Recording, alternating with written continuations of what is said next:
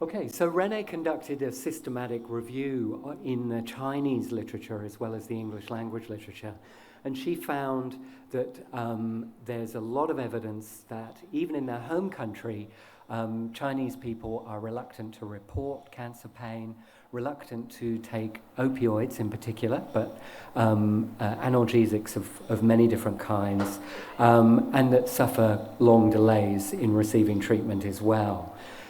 In Australia, Chinese migrants are the largest group of non-English speaking background patients we have.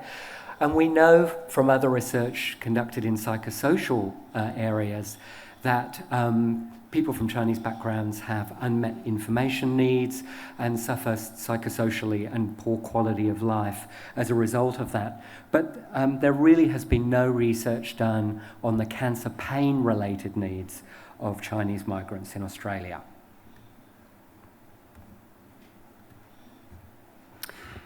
So this is where Renee's study came in, and she started by conducting a nurse survey to understand cancer and palliative care nurses' perceptions of the impact of culture on Chinese migrants' cancer pain management needs, and to get their ideas for what they thought would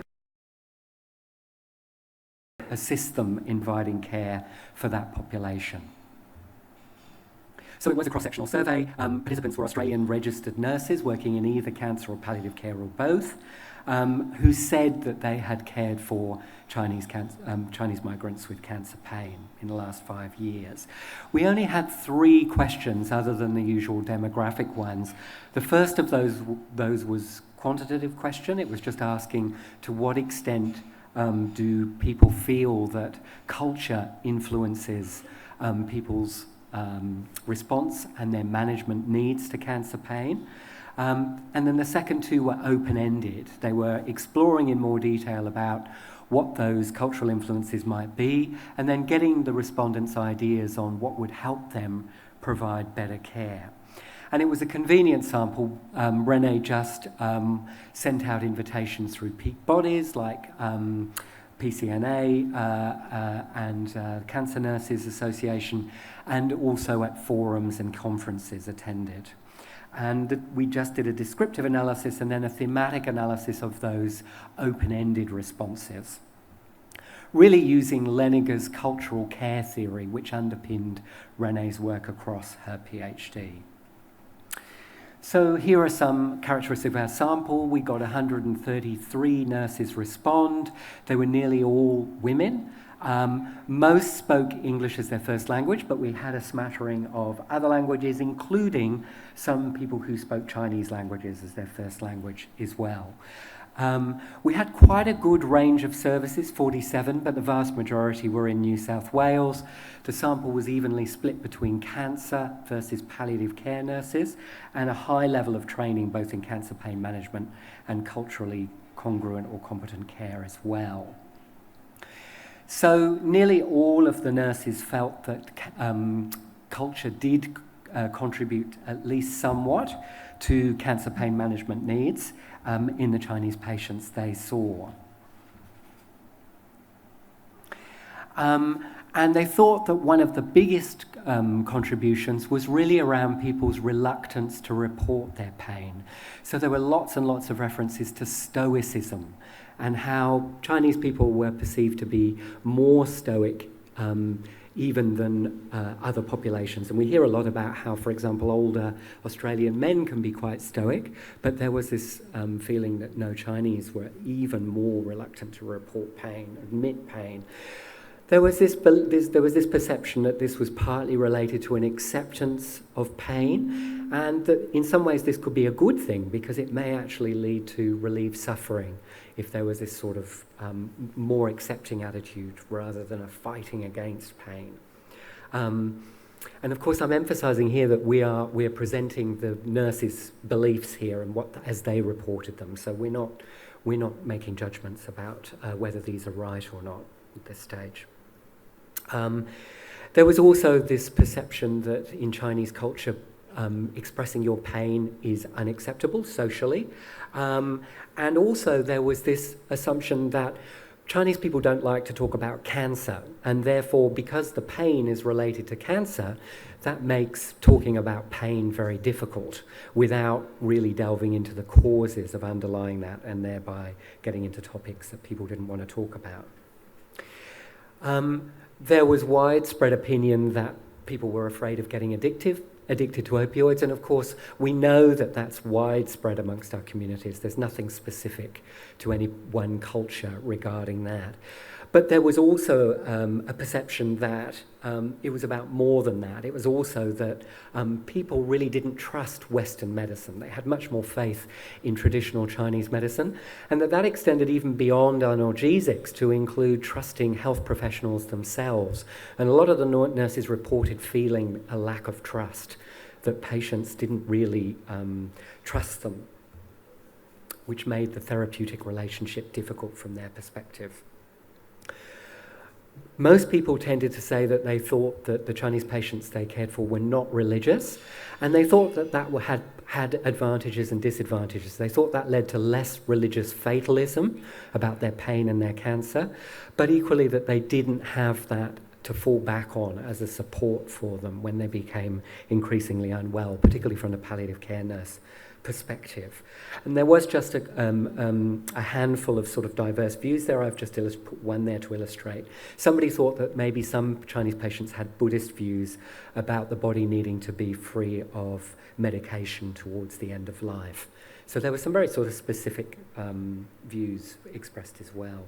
There was a lot of emphasis placed by respondents on a perception that Chinese people really are part of a family, and they rely heavily on their family, and that there was not the same kind of autonomous individual decision-making model at work. Family was involved in everything, and that was not all. That actually made the nurses' work quite challenging, was the general impression, because sometimes they got the feeling that actually it was the family was resistant to their loved one using opioids rather than the patient themselves, but they weren't able to actually get past the family to get the patient's views on that.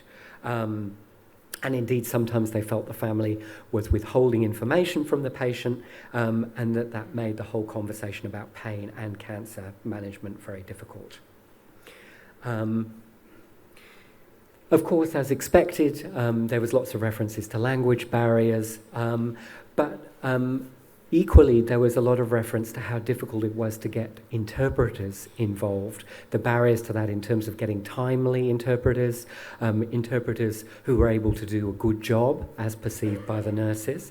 And they felt that interpreters were especially important because they couldn't rely on family members. Of course, the question of whether nurses should be relying on family members rather than getting professional healthcare interpreters is wide open to discussion. So what about strategies that they recommended? So whilst, of course, forming partnerships with patients is important for all cultural groups, the nurses thought that this was especially important because of this potential for cultural misunderstanding. They really needed to try to form these partnerships, but the language barrier was often impeded that. And so they felt that using sort of greater availability of sort of simple translated tools to help them communicate would be very useful, as well as better access to interpreters. They also felt that some patient information and education would be very useful. And although there are some good resources in Chinese available from the Cancer Council, for example, they felt that there was a need for more of those as well, and particularly around things like interactions between the Western medicines and the traditional Chinese medicines, and the need to involve family in those education as well. They also felt that nurses needed educating as well in more cultural competence, in better understanding Chinese belief systems, and approaches to pain management. So, of course, you always get a volunteer effect with these types of surveys. So this is not likely to be representative of nurses more generally. You tend to get people who have a special interest, a special, opinions to share. And of course, while we were focused on Chinese migrants, the respondents may have been talking about second generation, third generation Chinese in some instances as well. And of course, it's not high quality qualitative data as you would get from an interview or focus group. It's open-ended responses. Okay. Thank you.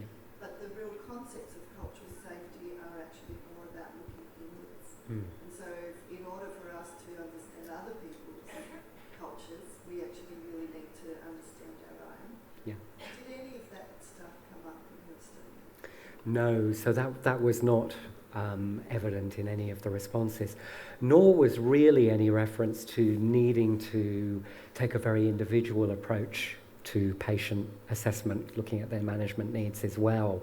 So there was, unfortunately, a lot of reference, and to be fair, I mean, our questions were somewhat leading in this regard, but people tended to make generalizations about Chinese beliefs. So, you know, that nurses would benefit from more knowledge about Chinese beliefs without really an explicit recognition that those are very likely to vary between individuals, and that culture is just one part of what makes up a particular patient's needs anyway.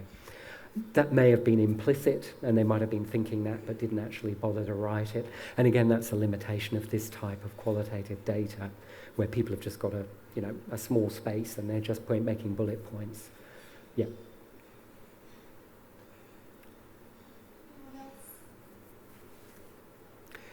I'd be very interested to hear from anybody. I mean, is anyone surprised by any of that, or does it sort of gel with your own experience, or?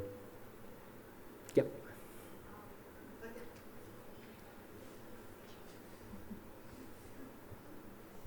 So my mother went through breast cancer and ovarian cancer in Australia, and being as, you can call me a second generation Chinese, where we have Western education, so often we ask a lot of questions on behalf of mum, but the nurse often will go back to her, and what does your mum think? So I'm sure there are nurses out there who are very sensitive about not making assumptions and treat it individually, and that's certainly the experience. But having the background asking those questions where mum wouldn't ask, for example, pain management, maybe is often something we prompt, and then that we get explained, and then translated by a translator. But we're not allowed to translate. Yeah. And so that's something that came up in the patient focus groups, as we'll see later on. Yep.